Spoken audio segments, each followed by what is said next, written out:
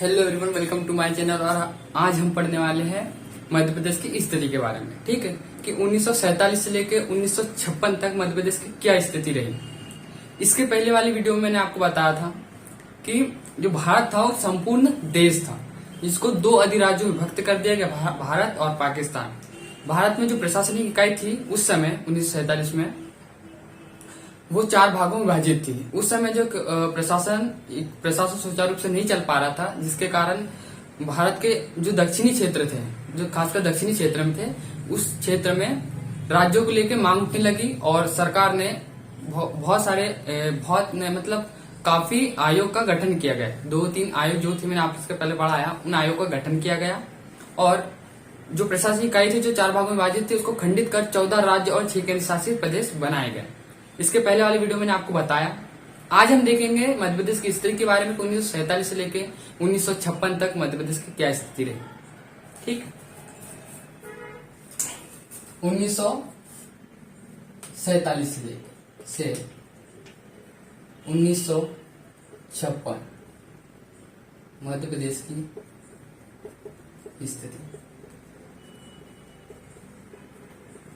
ठीक है, तो स्वतंत्रता के पश्चात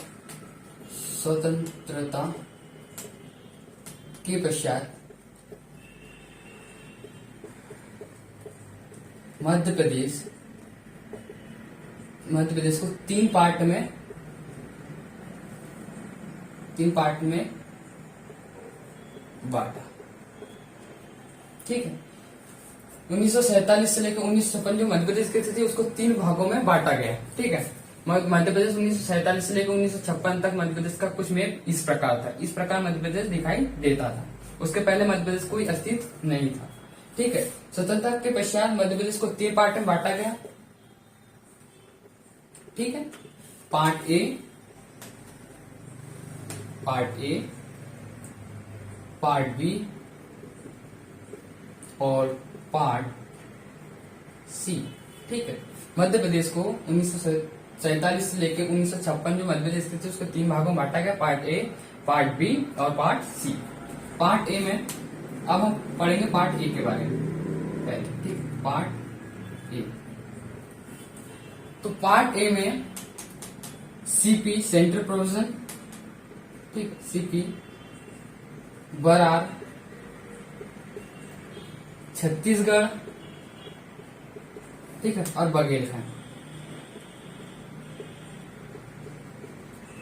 सीपी, बरार, छत्तीसगढ़ और बघेलखंड रियासतों को पार्ट ए में शामिल किया।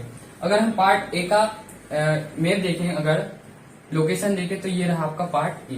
ठीक है, ये वाला पोर्शन जो रहा ये आपका पार्ट ए, जिसमें CP central provision, Berar, Chhattisgarh और बघेलखंड का हिस्सा शामिल था, जिसे हम पार्ट ए के नाम से जानते थे और जिसे पार्ट ए को मध्य प्रदेश के नाम से जानते थे। ठीक है, पार्ट ए का नाम क्या रखा गया? मध्य प्रदेश, जिसकी राजधानी थी, इसकी राजधानी क्या थी? इसकी राजधानी थी नागपुर। ठीक, जो पार्ट ए था उसकी राजधानी थी नागपुर। ठीक है, इसके 1947 जो पार्ट ए था जिसकी राजधानी थी नागपुर, उस समय महाराष्ट्र का कोई अस्तित्व नहीं था। उसके नीचे जो था वो मुंबई जो थी, मुंबई वो एक नया राज्य था, वो अलग एक राज्य था। और मध्य प्रदेश अलग था, जिसको तीन भागों में बांटा गया था। ठीक है, तो हम बात कर रहे हैं पार्ट ए की, जिसकी राजधानी क्या थी? नागपुर। और इसके प्रमुख कौन थे? इसके प्रमुख थे पंडित रविशंकर शुक्ल। ठीक है, इसके प्रमुख कौन थे? रविशंकर शुक्ल, पार्ट ए के। ठीक है, इतना पार्ट ए आपको समझ में आया कि सीपी, बरार, छत्तीसगढ़ और बघेलखंड को इसको शामिल किया गया और इसकी राजधानी क्या थी? नागपुर। और इसके प्रमुख कौन थे? पंडित रविशंकर शुक्ल। ठीक है, ये पार्ट ए का पोर्शन हमने इतना में मध्य प्रदेश देख लिया। ठीक है, अब हम देखेंगे पार्ट बी के बारे में। ठीक है, हम देखेंगे पार्ट बी के बारे में।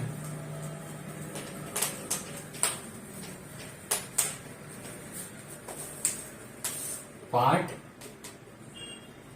बी। ठीक है, पार्ट बी। तो पार्ट बी में पश्चिम की 25 रियासतें, ठीक है, जो पश्चिम जो ये पूर्वी क्षेत्र हो गया मध्य प्रदेश का, ये पश्चिमी क्षेत्र, तो पश्चिमी क्षेत्र की 25 रियासतों को पार्ट बी में शामिल किया गया, ठीक है, जिसे क्या नाम दिया गया, मध्य भारत। ठीक, जो पश्चिमी क्षेत्र है इसकी 25 रियासतें, ठीक है, इसकी 25 रियासतों को शामिल किया गया और इसका नाम क्या रखा गया, मध्य भारत। ठीक है, जो पार्ट बी है इसको 25 रियासतों से मिलकर शामिल किया गया, पार्ट बी नाम इसका दर्जा दिया गया और इसमें इसका नाम क्या रखा गया, मध्य भारत। ठीक है, पार्ट बी का नाम क्या रखा, मध्य भारत, और इसकी राजधानी क्या थी, ठीक है, ओके, इसकी राजधानी क्या थी, इंदौर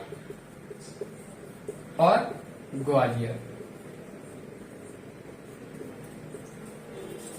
पार्ट बी की जो राजधानी थी तो वो थी इंदौर और ग्वालियर। 6 महीने इंदौर राजधानी रहती थी और 6 महीने ग्वालियर। ठीक है, इसकी ये याद रखना थोड़ा सा कि इसकी राजधानी 2 थी, इंदौर और ग्वालियर। इसके प्रमुख कौन थे, इसके अगर हम प्रमुख की बात करें,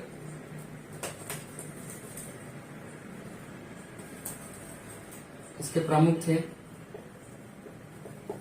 प्रमुख थे लीलाधर सेठ। ठीक है, लीलाधर सेठ इसके प्रमुख थे पार्ट बी के।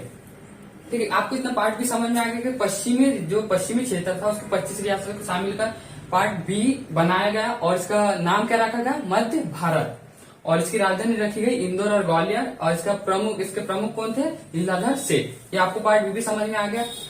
देखो पार्ट बी का अगर आप मैप देखोगे तो आपको इस प्रकार से जो आपको रेखाएं दिख रही, ये पार्ट बी का पोर्शन था। ठीक है, अब हम बात करेंगे पार्ट सी के बारे में। ठीक है, पार्ट ए और पार्ट बी आपको समझ में आ गया, मध्य भारत और मध्य प्रदेश और मध्य भारत। ठीक, अब हम बात करेंगे पार्ट सी की। पार्ट सी समझ में आ रहा है ना, तो पार्ट सी में उत्तर की रियासतों को शामिल किया गया है। ठीक है, उत्तर की रियासतों को शामिल किया गया। उत्तर की रियासतों में क्या था, भोपाल प्लस 28 विंध्य प्रदेश की 28 रियासतों को शामिल किया गया। ठीक है, जो पार्ट सी का जो पोर्शन था ये, इसमें पार्ट सी में भोपाल भी शामिल था और विंध्य प्रदेश। तो विंध्य प्रदेश में जो उत्तरी रियासतों को मिलाया गया, तो विंध्य प्रदेश में 28 रियासतें थी। ठीक है, 25 रियासतें किसमें थी, पार्ट बी में। ठीक है, और 28 रियासतें विंध्य प्रदेश में शामिल थी, पार्ट भोपाल और विंध्य प्रदेश में 28 रियासतें शामिल थी, जिसे हम उत्तर की रियासतों को मिलाकर शामिल किया गया था, जिसका नाम क्या कहा गया था, पार्ट सी। और पार्ट सी को हम क्या कहते थे, विंध्य प्रदेश। ठीक है, पार्ट सी को विंध्य प्रदेश के नाम से हम जानते थे। ठीक है, हम पार्ट सी को क्या नाम से जानते थे, विंध्य प्रदेश, और इसकी राजधानी क्या थी, इसकी राजधानी थी रीवा। ठीक है, पार्ट सी। ठीक है, पार्ट सी का ये वाला पोर्शन था, इसमें विंध्य जो उत्तर की रियासतों को शामिल किया गया। उत्तर की रियासतों में भोपाल और विंध्य प्रदेश शामिल थे। विंध्य प्रदेश में 28 रियासतें भी शामिल थी, और पार्ट सी को हम क्या कहते थे, विंध्य प्रदेश के नाम से जानते थे। ठीक है, ये रहा 1947 से लेकर 1956 तक मध्य प्रदेश की स्थिति कि किस प्रकार मध्य प्रदेश की स्थिति थी। अब हम बात करेंगे इसके बाद वाली वीडियो में 1956 से लेकर 2000 तक की मध्य प्रदेश की स्थिति क्या थी 1956 से लेकर 2000 के बीच। ठीक है।